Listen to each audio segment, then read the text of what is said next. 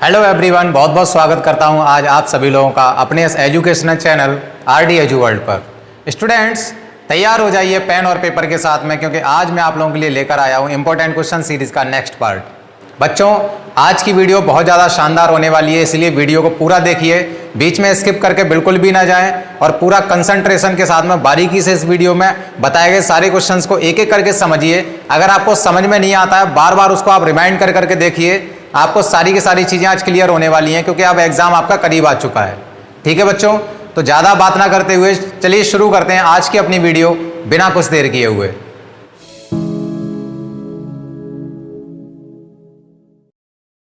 तो बच्चों देखिए क्वेश्चन नंबर 1 आप लोगों की स्क्रीन पे ये रहा। यदि 180 सेंटीमीटर लंबी पेंसिल का 1/3 भाग नीला एवं शेष भाग लाल है तो लाल भाग की लंबाई मीटर में होगी। If 1/3 of 180 centimetre long pencil is blue and the rest is red then the length of the red part will be in metres. 4 option बेटा हमको दिए गए हैं। सबसे पहले हमको क्या करना है, सबसे पहले हम लोग ये जो हमें नीले भाग की लंबाई दी गई है ना, वो फ्रैक्शन फॉर्म में दी गई है। ठीक है, किस में दी है? फ्रैक्शनल फॉर्म में। देखिए पेंसिल की जो कुल लंबाई है वो कितनी है, कुल लंबाई कितनी दी गई है? 180 सेंटीमीटर। Clear, 180 centimetre. अब जैसे मान लिया कि अगर इसमें 1/3 भाग नीला दिया है तो नीले भाग की लंबाई कितनी हो जाएगी? यहां लिखोगे नीले भाग की लंबाई 1/3 गुणा 180 सेंटीमीटर। इसको कैंसिल कर दोगे तो 60 आ जाएगा। ठीक है, कितना आ गया बेटा? 60 सेंटीमीटर आ गया। क्लियर। अब क्या कह रहा है ये कि ये बताओ कि जो बाकी का भाग जो लाल है उस लाल भाग की लंबाई कितनी होगी, मीटर में कितनी होगी। ठीक है, यानी हमसे जो लाल भाग की लंबाई है वो पूछा जा रहा है। देखो बेटा 180 सेंटीमीटर टोटल है लंबाई, 180 सेंटीमीटर। उसमें से हम एक काम करते हैं ना, ये जो नीले भाग की लंबाई है इसको मैं घटा दे रहा हूं तो लाल वाले भाग की लंबाई निकल आएगी। 180 में से 60 घट जाएगा, कितना आ जाएगा? 120 सेंटीमीटर। इसको अगर मीटर में बदला जाए तो इसमें हम क्या करेंगे? 100 का डिवाइड कर देंगे। क्लियर, तो 0 से 0 कैंसिल हो जाएगा। नीचे अगर 10 का हम 12 में डिवाइड करें तो 1.2 मीटर। ओके, 1.2 मीटर हमारा सी वाला ऑप्शन करेक्ट हो जाएगा। ठीक है बच्चों, अच्छा क्वेश्चन था। देखिए आप लोग स्क्रीन पे हमारा सी वाला ऑप्शन सही है। चलिए बेटा बढ़ते हैं अगले क्वेश्चन की ओर। Question number 2। क्वेश्चन नंबर 2 देखिए बेटा, 63/6 को लिखा जा सकता है 63/6 कैन बी रिटन बाई। ठीक है, 4 ऑप्शन दिए गए हैं। हमको क्या करना है? 63 में हमें 6 का डिवाइड कर देना है ना। 63 में हम 6 का डिवाइड कर देंगे, हमारा फाइनल आंसर निकल आएगा। देखिए कैसे होगा, जब 6 का डिवाइड हम 63 में करेंगे तो 6 10 जा 60 हो गया, माइनस करोगे तो 3 बचेगा, पॉइंट लगाओगे तो कितना आएगा? 0 आ जाएगा, और 6 5 जा 30। ठीक है, 10.5 हमारा आंसर आ रहा है। देखिए कौन सा वाला ऑप्शन सही है बेटा? हमारा डी वाला ऑप्शन सही है। क्लियर। चलिए बच्चों देखते हैं अगला क्वेश्चन। अगला क्वेश्चन क्या है? Question number 3। क्वेश्चन नंबर 3 देखिए बेटा स्क्रीन पे, किसी आयत की चौड़ाई लंबाई से 10 मीटर कम है, आयत का परिमाप 100 मीटर है, आयत का क्षेत्रफल ज्ञात कीजिए। The breadth of a rectangle is 10 metre less than the length, the perimeter of the rectangle is 100 metre, find the area of the rectangle.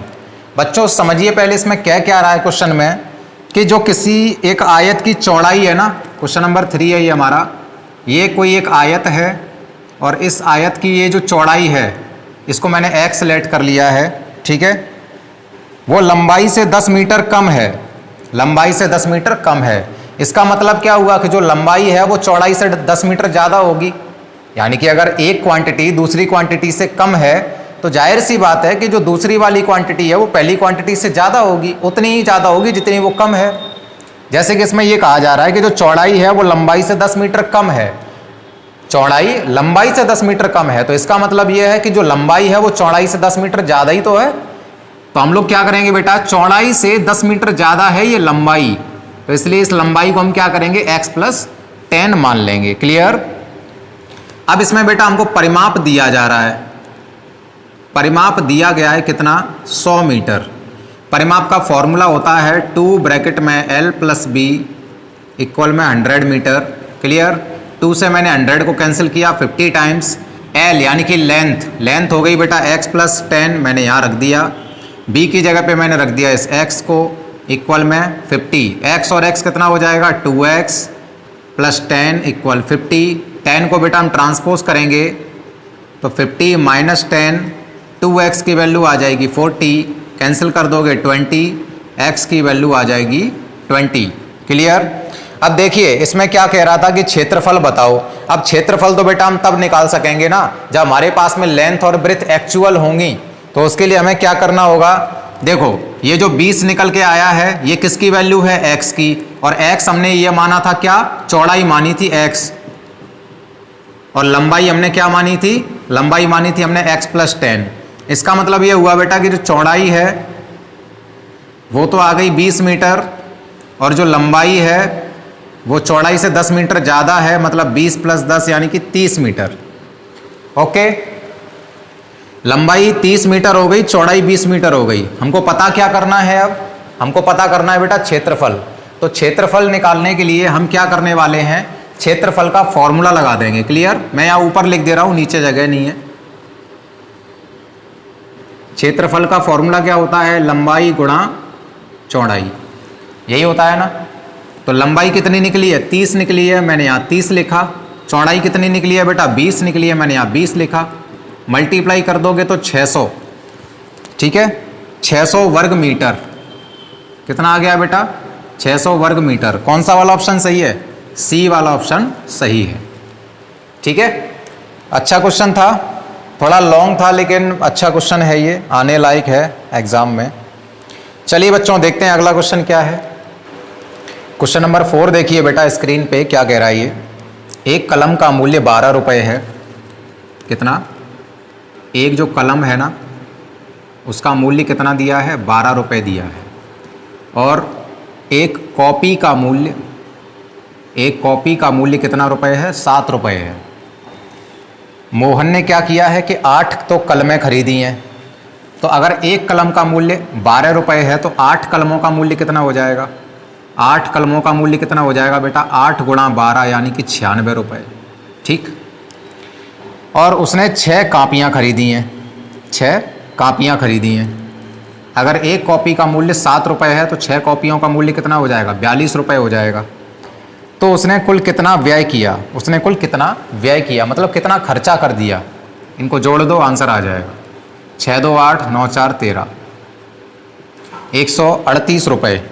A option बेटा हमारा सही है। ठीक है, अच्छा क्वेश्चन था, सरल था, हो गया।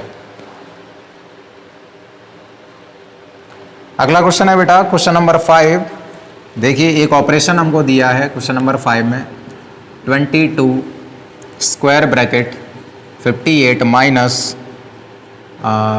Curly bracket 36 minus small bracket 22 minus 5 minus 8 dash small bracket close minus 6 curly bracket close minus 3 square bracket. ठीक है, इसकी हमको वैल्यू फाइंड करनी है, इसका हमें मान निकालना है। तो सबसे पहले बेटा लीनियर ब्रैकेट, लीनियर ब्रैकेट ये वाला है, इसको पहले सॉल्व किया जाएगा। 22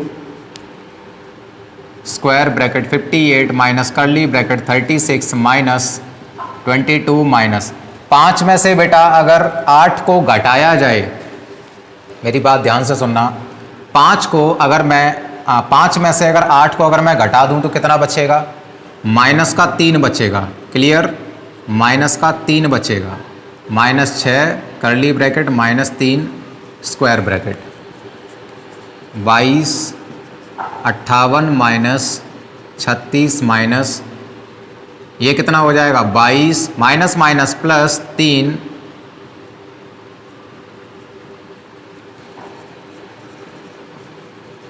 58 माइनस 36, 22 और 3 25 हो गया, हटा दो ब्रैकेट, बाहर आ जाएगा 25 ठीक है, अब कर्ली ब्रैकेट को सॉल्व करेंगे बेटा।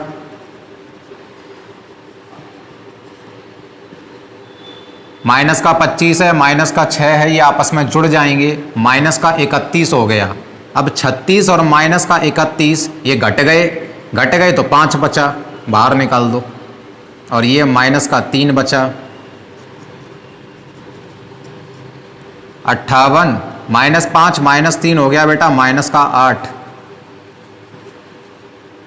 58 में से 8 घटा देंगे तो 50 बचेगा, गुणा कर दोगे इसका तो 22 पंजे 110 00 1100। तो देखिए बच्चों, हमारा जो आंसर है ये डी वाला आंसर हमारा सही है। ठीक है, डी ऑप्शन देखिए आप लोग, डी ऑप्शन हमारा सही है। चलिए बच्चों देखते हैं अगला क्वेश्चन। अगला क्वेश्चन क्या कर रहा है, क्वेश्चन नंबर 6। क्वेश्चन नंबर 6 देखिए बेटा, एक घड़ी को 560 रुपए में बेचने पर 20% की हानि होती है। ठीक है, कितने की? 20% की। यदि इसको 840 रुपए में बेचा जाए तो कितने प्रतिशत लाभ होगा?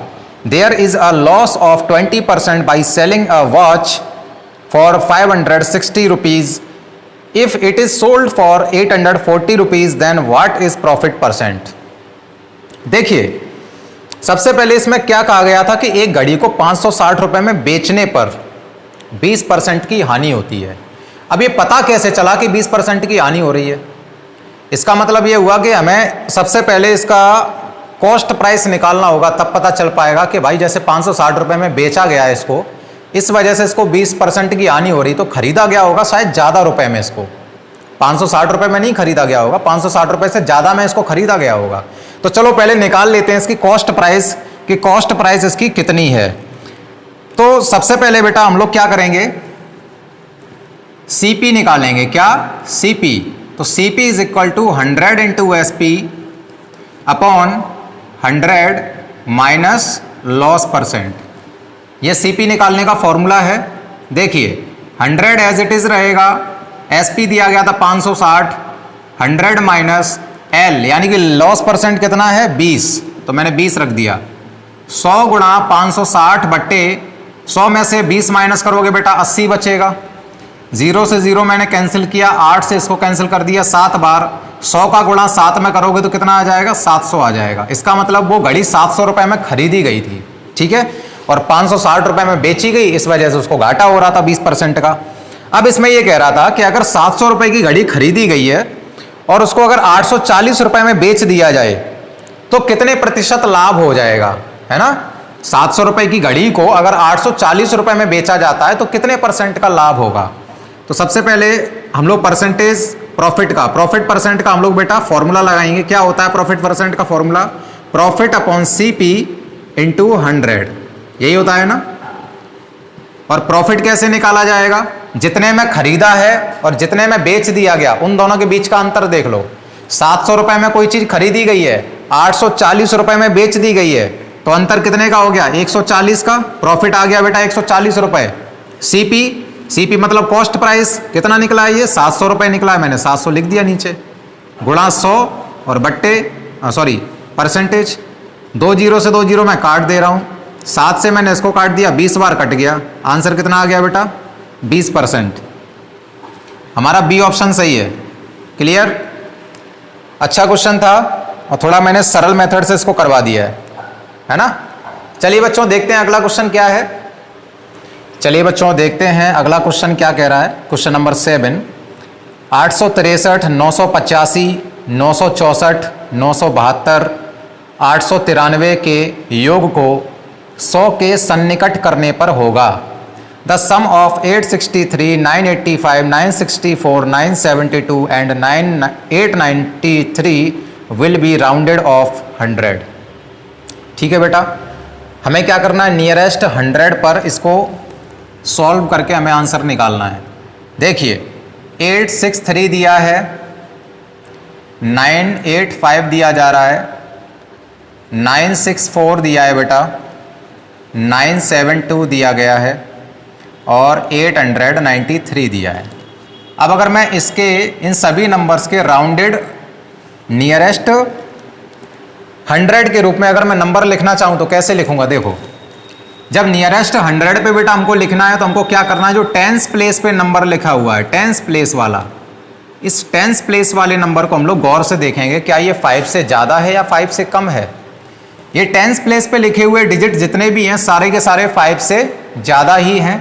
तो हम लोग क्या करेंगे कि वंस प्लेस और टेंस प्लेस के यानी कि लास्ट वाले जो दो डिजिट हैं इनको तो हम क्या करेंगे 0 0 लिखेंगे, और आगे के जो डिजिट्स बच गए इसमें हम एक ज़्यादा बढ़ा देंगे, 1 ज़्यादा बढ़ा देंगे। तो अगर 8 में मैंने 1 को ऐड किया, 1 ज़्यादा किया तो 9 आया, पीछे के दोनों डिजिट 0 बन गए। 9 को अगर मैंने 1 बढ़ाया तो 10 हो गया, पीछे के दोनों डिजिट 0 0 हो गए। ऐसे ये भी बेटा कितना हो जाएगा 1000 हो जाएगा, ये भी कितना हो जाएगा 1000 हो जाएगा, और ये कितना हो जाएगा 900 हो जाएगा। अब इन सभी को आप ऐड करके देखो तो ये आ जाएगा बेटा अपना 4800, ठीक है, 4800, मतलब सी ऑप्शन हमारा सही है। ओके, चलिए बच्चों अगला क्वेश्चन देखते हैं। Next question, question number 8। Ram किसी काम का 1/3 भाग 15 दिन में कर सकता है, उसी काम के 2/9 भाग को करने में वह कितना समय लेगा। Ram can do 1/3 of a work in 15 days. How much time will he take to do 2/9 of the same work? देखिए बच्चों क्या कह रहा है ये, राम किसी काम का 1/3 भाग 15 दिन में कर सकता है, तो कुल काम कितना हो जाएगा, क्यों जी, कुल काम कितना हो जाएगा, ये क्वेश्चन नंबर है 8।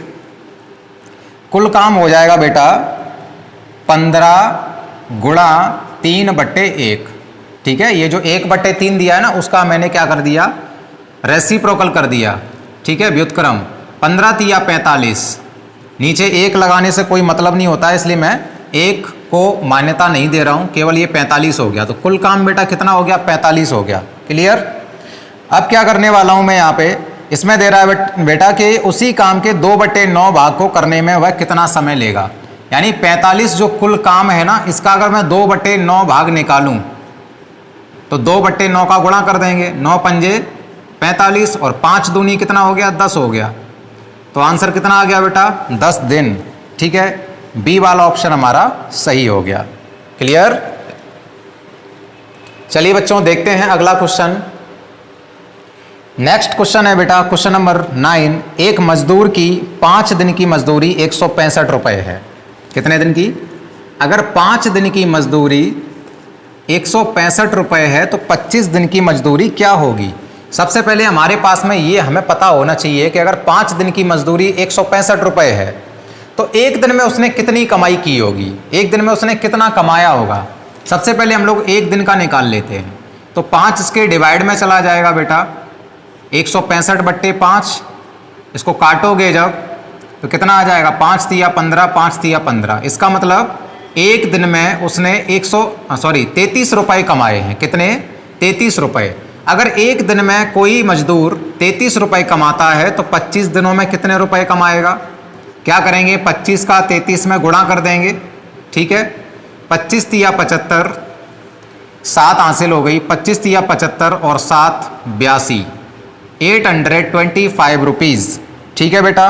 बी ऑप्शन हमारा करेक्ट हो जाएगा, है ना। सरल था क्वेश्चन कि नहीं था, बहुत सरल था। चलिए बच्चों लास्ट क्वेश्चन हमारा रह गया है और बढ़िया क्वेश्चन है, बहुत शॉर्ट ट्रिक से मैं आपको बताने वाला हूं इसको। क्वेश्चन नंबर 10 देखिए बेटा आप लोग स्क्रीन पे क्या कह रहा है। यदि पुस्तक का विक्रय मूल्य 360 रुपये है और लाभ 20% है तो पुस्तक का क्रय मूल्य होगा। If the selling price of a book is 360 rupees and profit is 20%, then the cost price of book will be. देखिए क्या क्या दिया गया है बेटा हमें क्वेश्चन नंबर 10 में। एसपी की वैल्यू दी जा रही है 360 रुपये, लाभ यानी प्रॉफिट परसेंट हमको दिया गया है 20%, हमसे सीपी की वैल्यू पूछी जा रही है। तो सीपी का फॉर्मूला होता है जब एसपी और प्रॉफिट परसेंट दिया जाता है तब क्या होता है बेटा 100 into SP upon 100 plus profit percent, ठीक है। तो 100 इंटू एसपी की जगह पे 360 को पुट कर देंगे और नीचे 100 प्लस प्रॉफिट की जगह पे 20 आ जाएगा। तो 100 मल्टीप्लाई 360 अपॉन 120, 0 से 0 बेटा कैंसिल हो गया, 12 से ये कैंसिल कर दिया 3 टाइम्स, 3 का 100 में जब मल्टीप्लाई करोगे तो कितना आ जाएगा, 300 आ जाएगा, यानी 300 रुपये आ गया। 300 रुपये आ गया तो कौन सा वाला ऑप्शन सही है, ए वाला ऑप्शन सही है बेटा हमारा। क्लियर। तो बच्चों आज हम लोगों ने इस वीडियो में देखे 10 क्वेश्चन, ये 10 बहुत ही इंपॉर्टेंट क्वेश्चन थे और मैं उम्मीद करता हूं कि आप लोगों की तैयारी बहुत अच्छी हो चुकी होगी। और बच्चों इसी तरह की वीडियोस मैं अपने इस चैनल पे बार बार लेकर भी आता रहूँगा, लगातार लेकर आता रहूँगा। तो अगर आप हमारे चैनल पे नए हैं, पहली बार आए हैं, तो हमारे चैनल को सब्सक्राइब करके बेल आइकन प्रेस कर दीजिए। वीडियो अगर आपको अच्छा लगा है तो इस वीडियो को लाइक कीजिए, अपने ज़्यादा से ज़्यादा अपने फ्रेंड्स के साथ में इसको शेयर कीजिए। ठीक है बच्चों। और हाँ, हमारे टेलीग्राम चैनल को भी ज्वाइन कर लीजिए, क्योंकि हम इस वीडियो में बताए गए जितने भी क्वेश्चंस होते हैं उन सारे क्वेश्चंस के कहीं ना कहीं PDF नोट्स जो बनते हैं ना, वो PDF नोट्स वहाँ पे हम डालते रहते हैं। तो आपको इन सारी वीडियोस के लिंक भी वहाँ पे मिलेंगे और उन वीडियोस में जो कंसेप्ट आपको पढ़ाया जा रहा है उनसे रिलेटेड आपको PDF नोट्स भी मिल जाएंगे। टेलीग्राम चैनल को ज्वाइन करने के लिए मैंने टेलीग्राम चैनल का लिंक अपने इस डिस्क्रिप्शन बॉक्स में दे दिया है, आप जाकर उस लिंक पर क्लिक करके हमारे टेलीग्राम चैनल को ज्वाइन कर सकते हैं। बच्चों आज की वीडियो में इतना ही, फिर मिलते हैं एक नेक्स्ट वीडियो में एक नए टॉपिक के साथ में। तब तक के लिए जुड़े रहिए हमारे साथ, बने रहिए हमारे साथ।